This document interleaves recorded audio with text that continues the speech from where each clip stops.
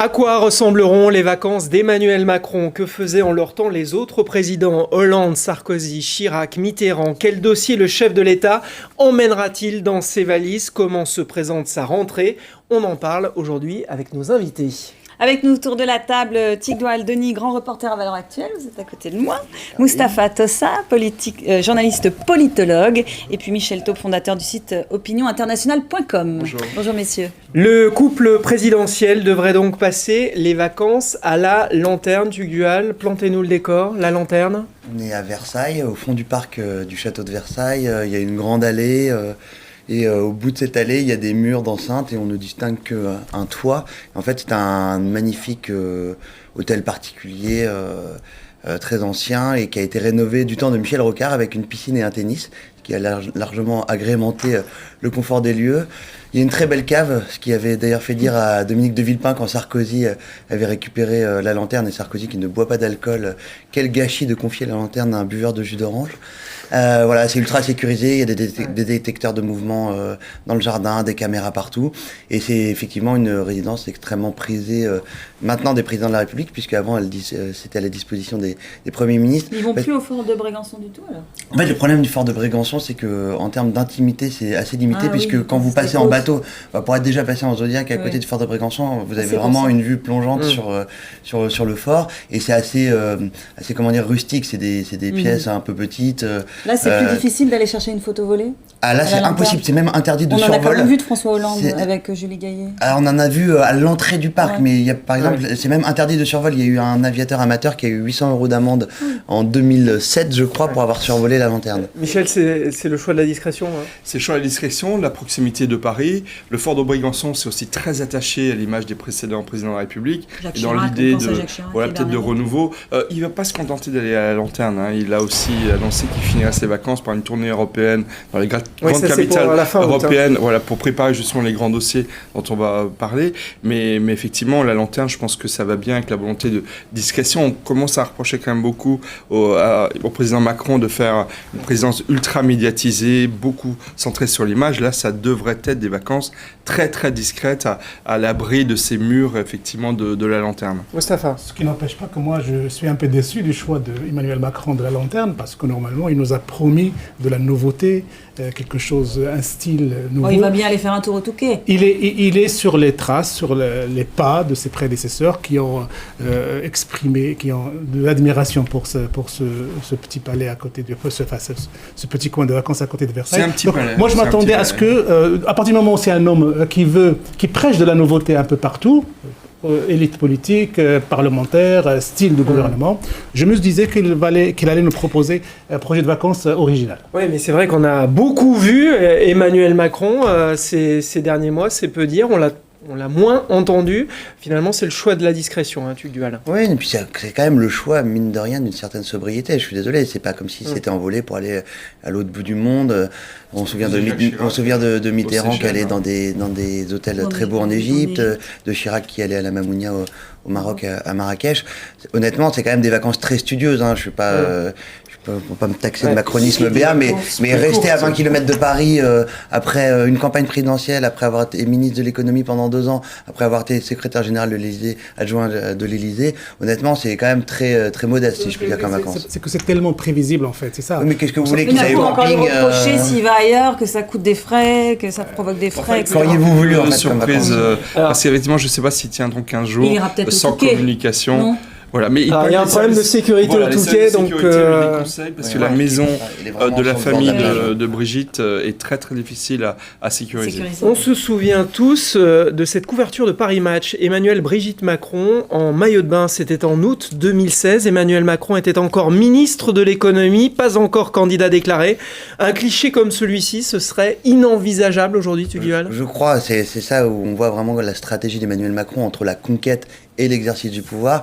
Il a énormément mis en avant sa vie privée dans la conquête du pouvoir, et dès le soir du second tour de l'élection présidentielle, souvenez-vous, au Louvre, il arrive seul, il est seul sur la scène, et Brigitte ne le rejoint qu'à la toute fin. Effectivement, ces mises en scène de la vie de son couple, je pense que ça appartient au passé. Cette photo, elle renvoie aussi à une autre photo, c'est celle de François Hollande en short de bain sur les plages de la Côte d'Azur, qui, donc au mois de fin juillet, début août, se rend devant des Français. Là voici d'ailleurs cette photo. Dans son idée, c'est le président normal. Il a été élu sur cette idée du président normal. Et en fait, c'est le début de sa chute aux enfers dans les sondages, parce que fondamentalement, les Français ne voulaient pas d'un président normal qui aille sur les plages comme les autres Français. Bien entendu, mais le problème des vacances, c'est un vrai sujet. Parce que grosso modo, c'est un sujet politique, c'est où tu vas, comment tu vas, avec qui tu vas en vacances, et je te dirai qui tu es.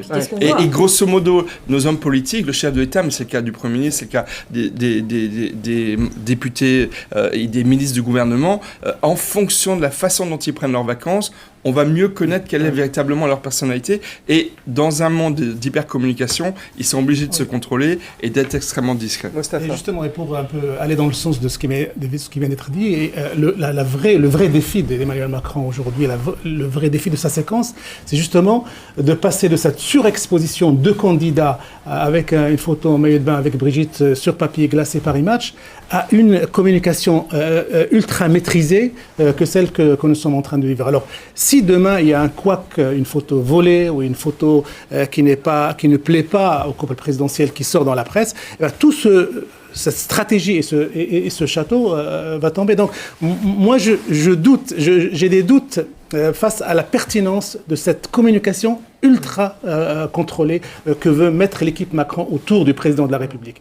Et je sens que la rentrée politique va se jouer aussi sur cette capacité à maîtriser cette communication ou à ne pas le faire. Michel Taube, vous parliez de l'importance de ces vacances pour un président, du lieu, des personnes aussi avec qui on est, mais les premières vacances d'un président, là aussi, le choix est lourd de sens. On voit bien effectivement que c'est beaucoup plus anecdotique dans la suite de leur quinquennat, mais on retient que les premières vacances de chaque président. Effectivement, Nicolas Sarkozy, par exemple, en 2007, avait promis une retraite. Finalement, il termine sur le yacht de Bolloré. Tout de suite, il y a eu un hiatus entre ce qu'il avait annoncé, ce qu'il était censé incarner, et ce qui se passait effectivement dans la réalité. Le yacht, c'était avant d'entrer en fonction.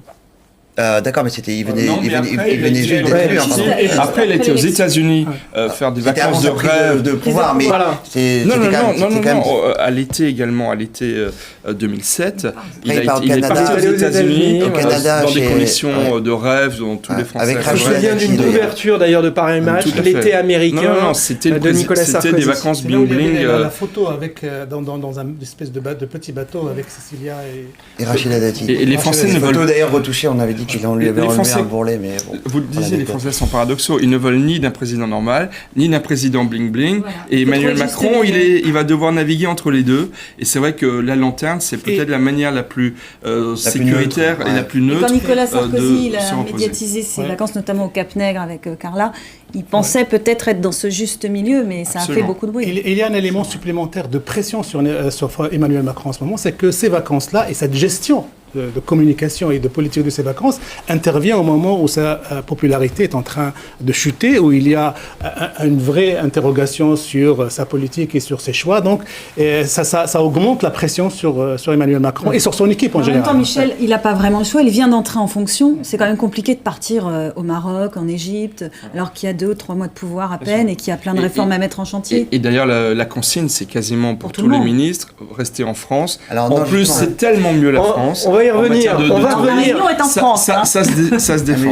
On va revenir sur les vacances du gouvernement, sur les vacances des ministres, sur la circulaire qui est tombée il y a quelques jours. Mais d'abord, je voudrais qu'on revoie des images des vacances de président. Caroline en parlait il y a quelques instants, notamment ces images de Nicolas Sarkozy qui fait du vélo avec son fils. C'était au Cap-Nègre, la maison de vacances de Carla. Là aussi, c'est une façon de montrer que voilà, on est sportif, on est dans l'action, même en vacances. Le Cap-Nègre, ça avait 2 avantages pour Nicolas Sarkozy. D'une part, effectivement, il y a des routes bien escarpées pour pratiquer sa discipline favorite et montrer qu'il restait ce président ultra volontariste, puisque le sarkozysme, c'est même pas une idéologie, c'est quand même avant tout une détermination, j'allais dire, certains diront une agitation, une volonté, et en tout cas, effectivement, de faire du vélo sous le cagnard comme ça. Nicolas Sarkozy qui faisait déjà des footings, on se souvient lors de ses premiers jours à l'Élysée. Il se prévalait de même faire souffrir ses agents de sécurité qui, eux, avaient du mal à suivre à vélo. Et puis, la résidence de Carla Bruni, ça avait l'avantage de dire, bon écoutez, voilà, c'est des vacances qui ne coûtent pas un centime à l'État, puisque c'était totalement privé, je suis dans la maison de famille de ma femme. Ces images me font aussi penser à d'autres chefs d'État actuellement. Enfin, il y a quelques jours, il y a Vladimir Poutine qui s'est pris des vacances en Sibérie extrêmement sportives. Là, on le voit torse nu, faisant de la pêche sous-marine, avec son ministre de la Défense. Bon, et Trump qui lui, c'est le contraire, qui va dans ses golfs de luxe, qui aura pris d'ailleurs 53 jours de vacances depuis son élection à la fin août, alors qu'il avait attaqué Obama en disant qu'il prenait trop de vacances. Il en aura pris 3 fois plus que Obama pendant les premiers mois de son mandat de président. Donald Trump n'est pas à cette contradiction près. Les vacances, on sait très bien que les Américains sont en train de subir et de lui pardonner beaucoup de choses que ça. Alors, on a vu des images de Nicolas Sarkozy, on va voir à présent des images de son prédécesseur, Jacques Chirac. Il passait tous ses étés au fameux fort de Brégançon. On pouvait l'apercevoir d'ailleurs lors de la messe dominicale à Bormes-les-Mimosas. C'était les bains de foule. Ouais, l'occasion pour lui, vraiment, effectivement, de serrer des mains, de signer des autographes. Il adorait. Il adorait les bains de foule. Je dirais que ça nous manque un petit peu. Parce que cette proximité, Jacques Chirac, et c'est aussi ce qui a fait son succès politique, c'est qu'il aimait le contact avec les Français, et même pendant les vacances, il y allait, contrairement à ses successeurs qui ont une distance. Alors, est-ce que là, Emmanuel Macron va essayer d'oser passer les barrières de la lanterne pour aller rendre visite à quelques touristes qui visitent Versailles, pourquoi pas? On peut toujours rêver. Il va peut-être aller échanger quelques balles. Le sport aussi très important. Sarkozy, c'était pour moi une des clés aussi de son succès, c'est qu'il pratiquait le vélo, il pratiquait le footing, 2 sports extrêmement populaires qui parlent aux Français. Le cyclisme, c'est le Tour de France. Là, Macron, il a tapé un peu la balle au tennis, mais est-ce qu'on va le voir en action pendant ses vacances? Je crois pas. Je crois que ça va vraiment être des vacances. Vous pensez pas que sur les réseaux sociaux, qu'il utilise en abondance pour sa communication un petit peu décalée, il va pas distiller quelques photos? Il y aura forcément une ou deux petites vidéos, effectivement, à un moment. Il a certainement mais bon, ça ne sera pas des vidéos de lui en train de faire des plongeons dans la piscine. Ça sera plutôt je crois que les images de Jacques Chirac sont un peu du temps de Macron un peu inimaginables, parce qu'il faut aussi prendre en considération que nous vivons une situation sociale tendue. Ce genre de négliger, entre guillemets, du président de la République en train de serrer les mains. Et si on le sentait à l'époque que c'était quand même une parenthèse estivale que les Français appréciaient. Mais Emmanuel Macron, imaginez-le dans une plage et tout ça, il y aura toujours quelqu'un pour l'interpeller sur sa politique. C'est ça la nouveauté. La tension sociale est en train d'imposer un rythme aussi sur les vacances. La contextualisation, après, il y a une question de caractère aussi avec Jacques Chirac qui, pardon pour l'expression triviale, mais s'emmerdait profondément pendant les vacances et pouvait pas s'empêcher d'aller faire des bains de foule, d'aller chez son ami Pinault à Saint-Tropez et il se mettait au premier rang chez Sénéché, bien évidemment au bord du port, d'aller serrer des mains, d'aller au contact. Chirac, c'est pas un solitaire, on parlera de Mitterrand tout à l'heure, c'est exactement l'opposé. Le côté retraite à lire des livres, c'est pas son truc. Justement, parlons-en de François Mitterrand. Et il passait ses vacances dans sa bergerie de Latché, dans les Landes. On devrait voir les images dans un instant. Tugdual, Latché, là aussi, c'est très important. Il y a beaucoup de choses. François Mitterrand, qui avait d'abord établi son lieu de vacances à Osgore, et puis en fait, qui après est toujours dans les Landes et s'est enfoncé dans les terres pour retrouver un peu son côté paysan, son côté solitaire. Il a acheté la maison en 1966. D'abord 1000 m² de terrain, puis au fur et à mesure des années, il s'est agrandi jusqu'à 45 hectares. Et là, il a planté des chênes, un certain nombre de races d'arbres différentes aussi. Il avait 2 petits... Il recevait aussi des dignitaires étrangers. Il a reçu Helmut Kohl, Gorbatchev. Oui, Gorbatchev, là, des gens du Parti Socialiste comme Jack Lang ou Henri Emmanuelli. Mais c'est surtout sur le caractère de François Mitterrand, très solitaire, très grand lecteur. Il avait une immense collection, par exemple, de livres de poche, et ça remplissait 2 dépendances entières de sa bergerie de Latché. Il roulait en Méhari là-bas. Il allait manger chez Nénette, qui avait C'était le surnom d'une cuisinière qui avait une auberge à Azur, près de là où se trouve sa bergerie de Lâcher. C'était vraiment une vie très provinciale, très paysanne, où le temps est un peu suspendu comme ça. Avec d'ailleurs, je racontais tout à l'heure à Sébastien en antenne, la route était cabossée et François Mitterrand avait fait en sorte que cette route ne soit jamais rénovée pour dissuader exactement les touristes de pouvoir emprunter des itinéraires trop faciles. Et c'est vraiment, Mitterrand, c'est un rapport à la France, c'est un rapport à l'histoire, c'est un rapport à la terre. Et c'est vrai que Latché, là on l'a vu sur les images et avec vos commentaires, c'est un petit peu les chefs d'État d'une ancienne génération qui avait une grande culture, qui avait un rapport à l'histoire. Et Emmanuel Macron, depuis qu'il a été élu, surtout dans les premières semaines, a essayé de renouer un peu avec cette hyper-présidentialisation à Versailles, en mettant en scène. Mais aura-t-il, lui-même a fait beaucoup de philosophie, donc peut-être qu'il va essayer de redonner, comme je l'ai dit à plusieurs reprises, une présidence littéraire au style de président de la République. Est-ce qu'on va le voir pendant les vacances, encore une fois? Moi, je pense qu'entre la lanterne et la discrétion de la lanterne et quelques photos volées, entre guillemets, mais bien négociées, on devrait avoir... Plus que vous rappelez tout à l'heure, effectivement, il a quand même un agenda de travail avec son tour des capitales européennes qui est quand même très chargé pour quelqu'un qui est censé... Je crois que tous les présidents de la République ont eu des agendas très chargés, surtout lors de leurs premières vacances de président. Alors, justement, parlons des ministres à présent. Pas question aujourd'hui de montrer un président où le gouvernement prend du bon temps. La consigne qui a été donnée au ministre est claire pour ces vacances d'été, ni trop loin, ni longtemps, et toujours joignable. Oui, parce qu'il y a deux éléments essentiels et importants que nous vivons en ce moment. Un, c'est le plan Vigipirate, c'est-à-dire qu'on n'est pas à l'abri de n'importe quel événement dramatique, et donc il faut que les responsables politiques, ministres en tête, soient joignables. Et deux, c'est l'économie aussi. Il faut pas, on est dans une période où on demande aux Français des sacrifices, une austérité, on rabote les budgets. Il ne faut pas donner cette impression que les ministres se la coulent douce avec des vacances luxueuses. Donc ils sont obligés de rester en France. Justement, c'est un peu la fin d'une grande hypocrisie. Moi, je trouvais ça complètement trop puritaniste de dire qu'il faut absolument rester en France, alors que bon, l'Italie est quand même pas si loin que ça. Nice ou à Rome, exactement, ça change pas grand-chose. Et là, la consigne cette année, c'est comme l'a rappelé Sébastien, c'est pas trop loin. Donc on appelle au bon jugement de chacun. Il ne s'agit pas de partir aux Philippines, mais effectivement, on n'est pas obligé non plus de rester dans les frontières franco-françaises. En revanche, effectivement, un peu à cause de la dictature des chaînes d'information, des réseaux sociaux et de l'exigence de plus en plus grande de l'opinion, les politiques ne peuvent plus se permettre des grandes coupures, de disparaître dans la nature comme ça. Vous verrez aussi que si il y a un grand sujet d'actualité qui concerne le champ de tel ou tel ministre, ce ministre sera obligé d'interrompre ses vacances. S'il y a une crise militaire majeure, Jean-Yves Le Drian, vous le reverrez apparaître très vite.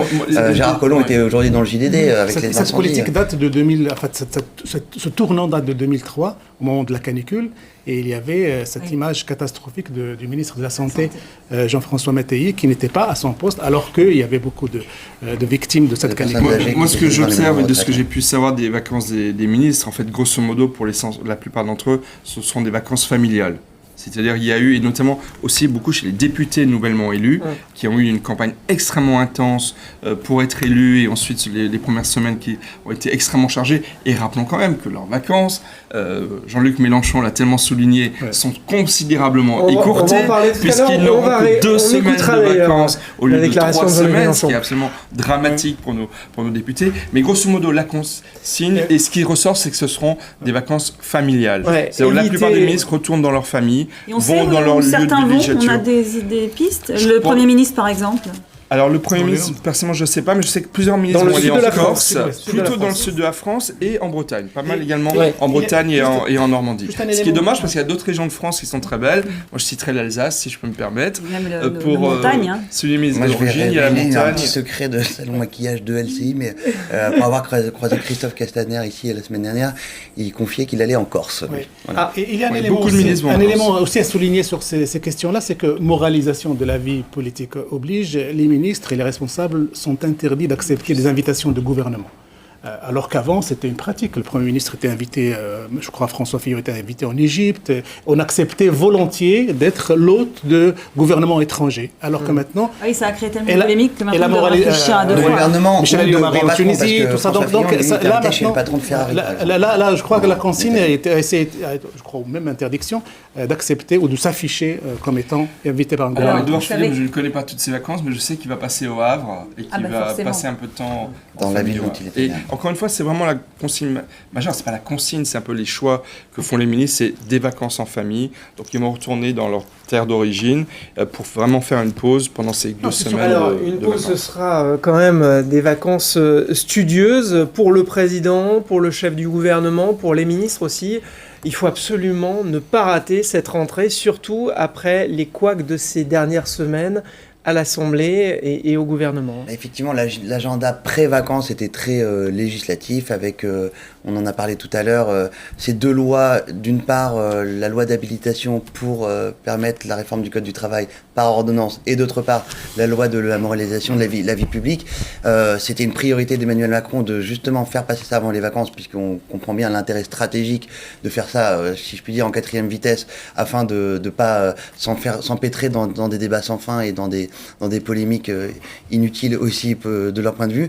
Et en revanche, maintenant, il va avoir le résultat de ce processus législatif, c'est que la rue va s'en charger maintenant. La rue va donner, elle, son jugement. Il y a la CGT qui appelle à manifester. Le 12 septembre, la France Insoumise le 23 de mémoire.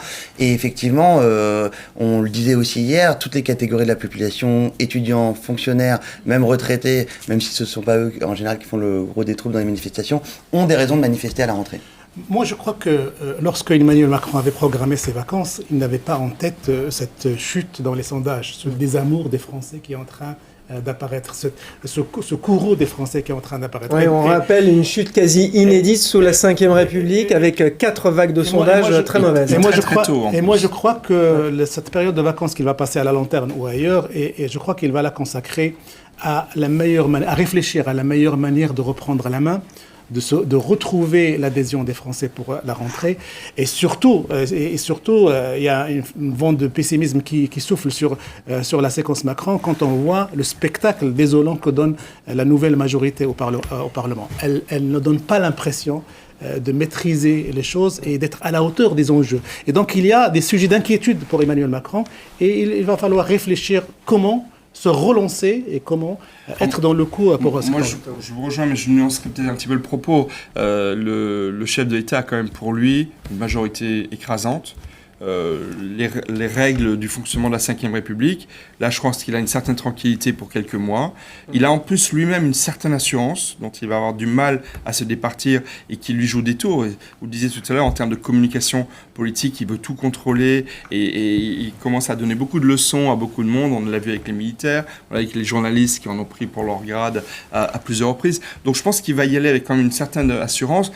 La rentrée sociale va être très dure, va y avoir aussi quelques bonnes nouvelles, disons-le quand même. Le 13 septembre, c'est-à-dire le lendemain de la manifestation des syndicats, il y aura la confirmation de l'attribution des Jeux Olympiques à Paris. Et il sera à Lima. Voilà, et je pense aussi que, somme toute, effectivement, sur la loi travail, qui est le vrai sujet, bon, la confiance dans la vie politique, la moralisation de la vie politique, c'est quand même moins important pour les Français.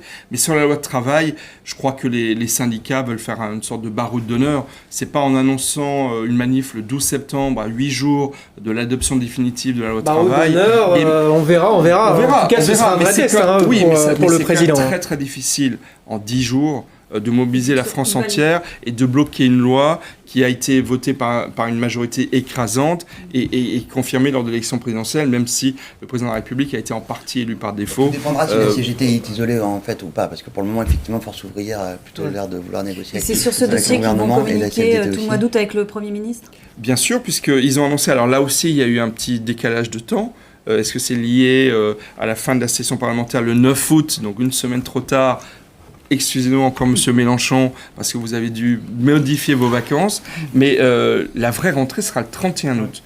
Parce que le Premier ministre l'a annoncé dans les colonnes du Parisien il y a 2-3 jours. C'est le 31 août qu'on saura définitivement ce qu'il y aura dans la loi travail, puisque pour le moment, en fait, on n'en sait trop rien. Même le périmètre exact de cette loi n'est pas totalement connu. Donc c'est vraiment la vraie rentrée. Ce sera entre le retour des vacances 21-22 août et donc premier conseil ministre le 23 août et le 31 août. Là, véritablement, on saura si le projet de loi travail est très libéral, auquel cas ça pourrait susciter quelques mobilisations sociales, ou si la rentrée sera douce pour le président de la République. Et d'ici République. là, donc, les concertations continuent avec les personnes qui ne sont pas parties en vacances, en tout cas.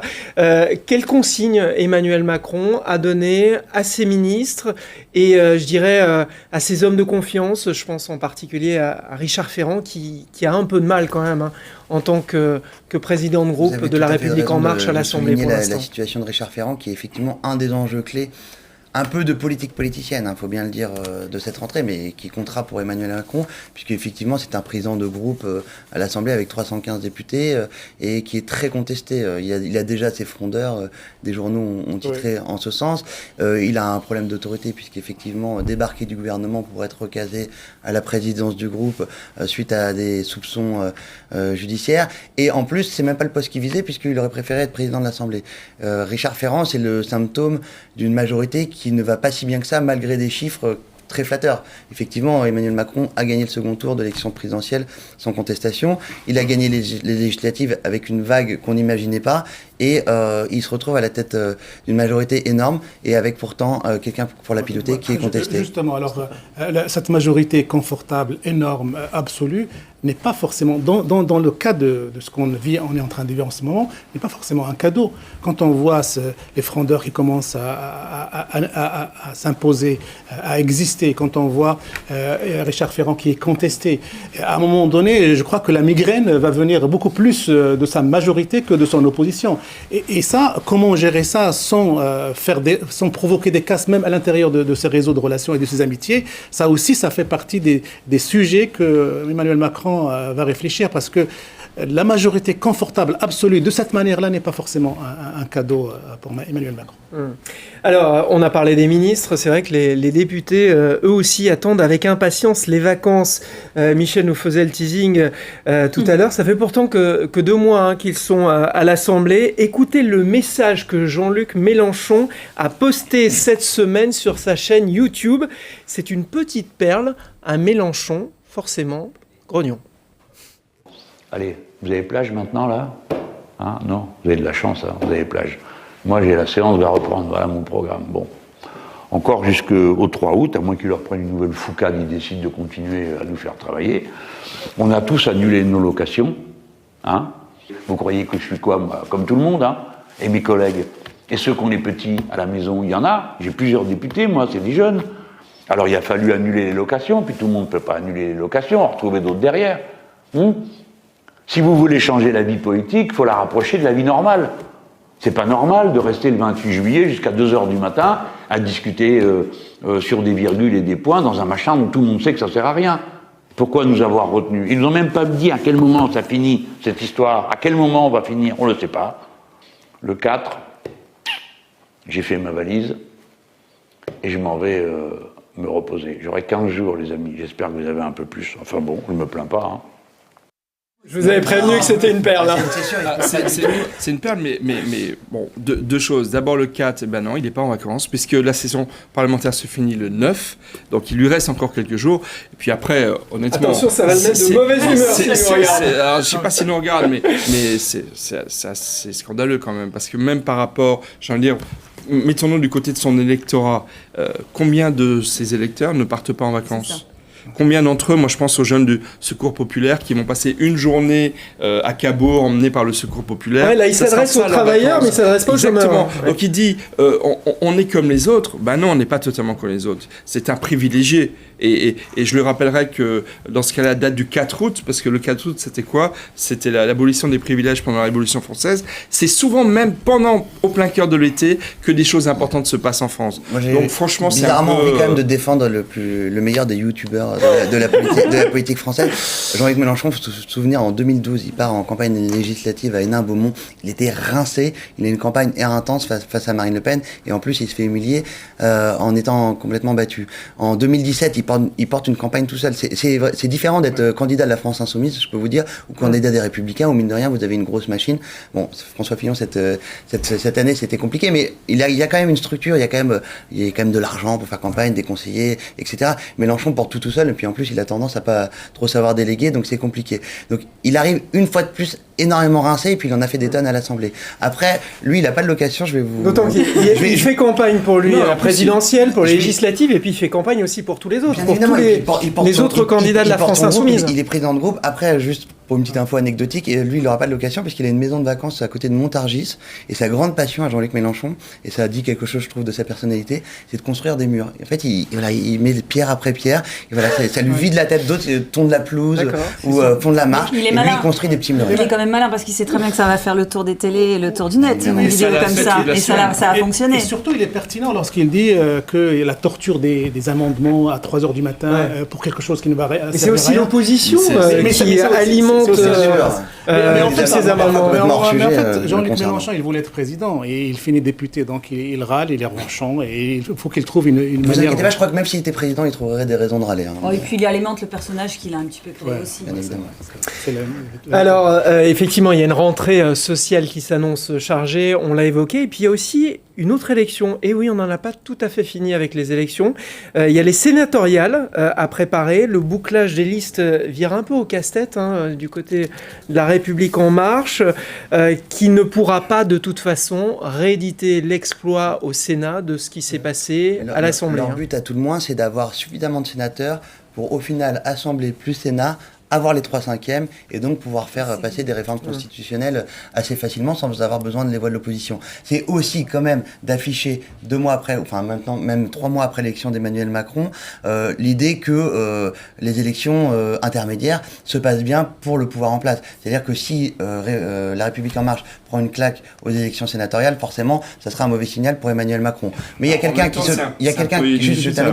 qui s'occupe de ça pour lui, qui s'appelle François Patria, qui est un ancien socialiste, qui d'ailleurs bénéficié d'un portrait dans le journal du dimanche ce matin, et qui explique effectivement comment techniquement il compte rallier des centristes de gauche, des centristes de droite pour constituer ces listes au mieux. Mais bon, le Sénat va rester à droite, parce que tout simplement, le corps électoral sur la base duquel vont avoir lieu les élections remonte aux dernières municipales, aux dernières régionales, aux dernières départementales. Donc on ne peut pas totalement comparer l'issue des sénatoriales à venir avec l'irruption de 2 forces politiques nouvelles qui sont La République En Marche et la France des Insoumis. Mais je pense que Macron, qui a quand même des hommes de droite dans son gouvernement, avec des constructifs à l'Assemblée nationale, Édouard Philippe, Bruno Le Maire et le ministre Darmanin, des comptes publics. Voilà, il va trouver des accords avec le Sénat, et quand il en aura besoin, il utilisera les ordonnances qui sont redevenues à la mode et qui sont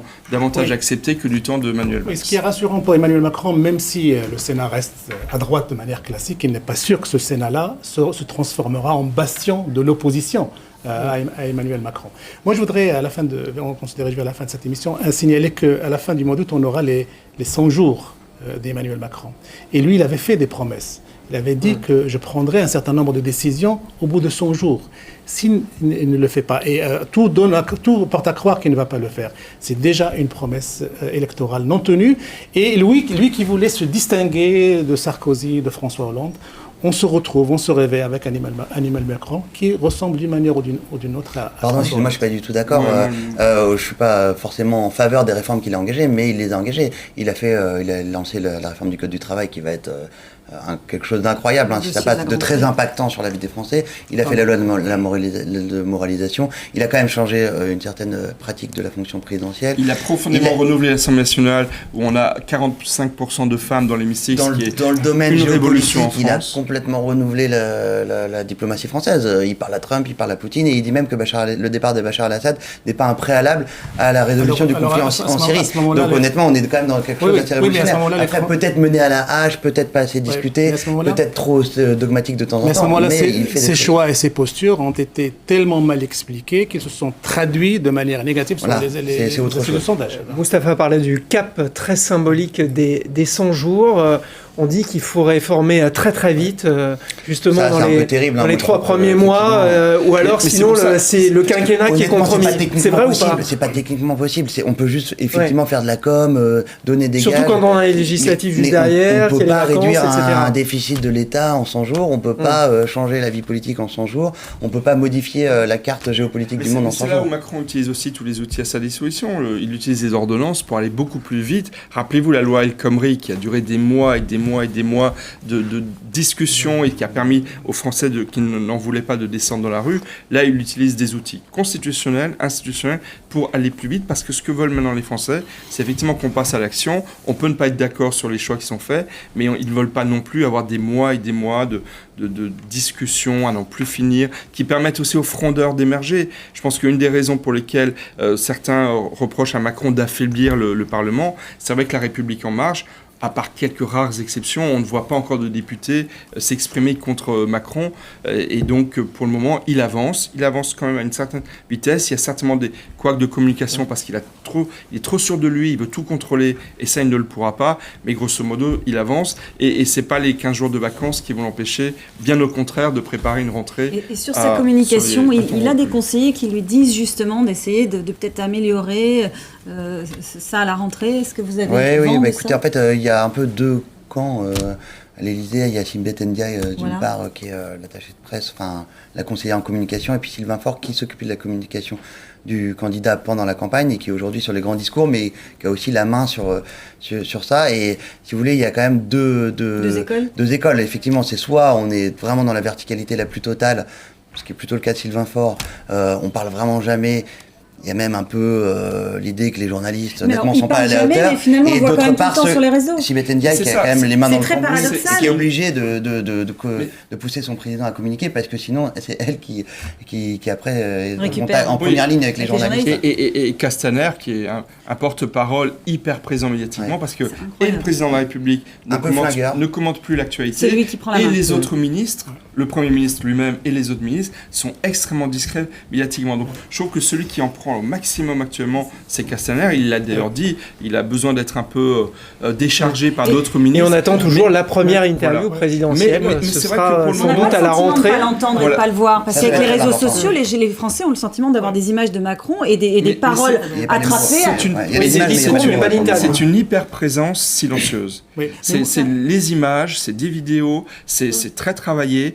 Et grosso modo, c'est Jupiter. Parce que Jupiter, on ne sait pas finalement qui c'est, mais on sait que c'est un hyper-président. Pour l'instant, on est quand même largement dans la verticalité. Il a très peu commenté l'actualité du quotidien. On l'a vu par exemple avec les jeunes cette semaine, lorsqu'il y a eu Neymar qui est arrivé à Paris. Qu'est-ce qu'il a fait la veille? Il a été taper le ballon avec des jeunes justement du Secours Populaire, et il y avait le président du PSG. Mais on ne les a pas entendus parler tous les deux, mais l'image était là et parlait d'elle-même. Quelques secondes pour dire qu'à mon avis, un des grands faux pas de ce premier faux pas de ce mandat, c'est cette mauvaise relation avec les journalistes. Et ça va se payer cash et sur son opinion et sur son image. Je pense que les Français, eux, ça les dérange pas, cette problématique-là. Ils nous ont tellement tapé sur le dos, les Français, que finalement que Macron ne nous parle pas, ça les dérange pas. En tout cas, on va découvrir les vacances de Jupiter. On va savoir enfin ce que c'est. Et on va sans doute avoir des vacances bien méritées avant une rentrée qui s'annonce passionnante pour le gouvernement, pour le président et puis aussi pour l'opposition qui va se restructurer. Merci. Dans un instant, un nouveau journal sur LCI.